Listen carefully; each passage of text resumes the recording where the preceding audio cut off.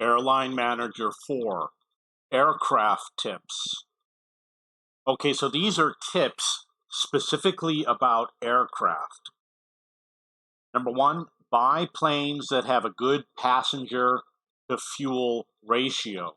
You want more passengers for lower fuel cost. An example are the Boeing MAX aircraft. I don't remember if it's a 747. They call it the MAX 10, the MAX 8. They have good passenger to fuel ratios. Long range planes bring in more income per departure. So a plane that does 14,500 kilometers brings in more income because you're earning based on the distance times the number of passengers times the class. So a longer range is going to be more income. Short range flights may have higher ticket prices compared to medium and long range flights. So if you do a short range flight, maybe it's 500 kilometers or 1,000 kilometers, you might get a higher ticket price. Uses a different formula than the long range flights do. So it's automatic. When you automatically pick the ticket price, you're going to make more money per mile or per kilometer than you do with the longer range flights. So if you can depart all day long, having a lot of short range aircraft can make more money than the long range aircraft. Planes that carry many passengers bring in more income per departure. So there's at least one aircraft, the A380-800, brings in 600 passengers. Each passenger is paying for a ticket. So having many passengers brings in more income. Sell planes at airports that have a high market value, such as 80% or more.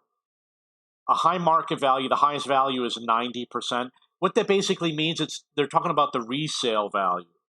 So when you sell your planes, if you're worried about income, look for a high resale value market. Look for a hub that has a high resale market value. And that would be a good choice to have as a starting hub, because when you sell your planes, you're going to bring in more money. Faster planes can earn more money if you can depart them frequently. The AN225, the DC-910, they're faster planes and they have shorter range. If you can depart them all day long, like every couple hours, you can bring in a lot more money. But you got to be there to depart the planes. You won't be able to do it while you're asleep, for example. The Airbus A380-800 and A380-800F are two of the best planes in the game for income. I'm able to bring in 4.5 million with my A380-800 every time I depart the plane. In general, it's better to fly passenger planes instead of cargo planes until your passenger fleet is at max because of the way the game is designed. Your marketing will be more efficient. So you're going to want to do cargo. But when you do it, you got to pay extra for the marketing. It's a separate marketing system. So you're going to spend all this money on these planes, and when you buy the marketing for your passengers, it won't improve it. And when you buy marketing for your cargo, it's not going to improve your passengers. So if you're flying passenger and cargo, your marketing is less efficient, and it could be a huge difference in cost because your marketing is based on how many planes you have. And I don't think it differentiates if you only have one cargo. So what's going to happen is you're going to buy marketing for passenger, and when you buy your first cargo plane, you're not going to buy the cargo marketing. I went a long time before I started buying cargo marketing because it was just too expensive. It wasn't worth it. You can buy hangars to increase your max fleet capacity. This is a new feature, so if you look at early videos, you're not going to see any mention of hangars. They are expensive, and I have purchased all of my hangars, but I have not purchased any additional ones. If you resell your aircraft, you can earn back as much as 90% of your purchase price. 90% is the highest resale value you can get for an aircraft. If you buy a plane, earn 10% of its purchase price from departing flights, and sell it at 90% market value, then you broke even. So if you can get 90% resale, if you can get 90% resale value and you earned 10% of what you paid, then you break even. Everything beyond that 10% is your profit.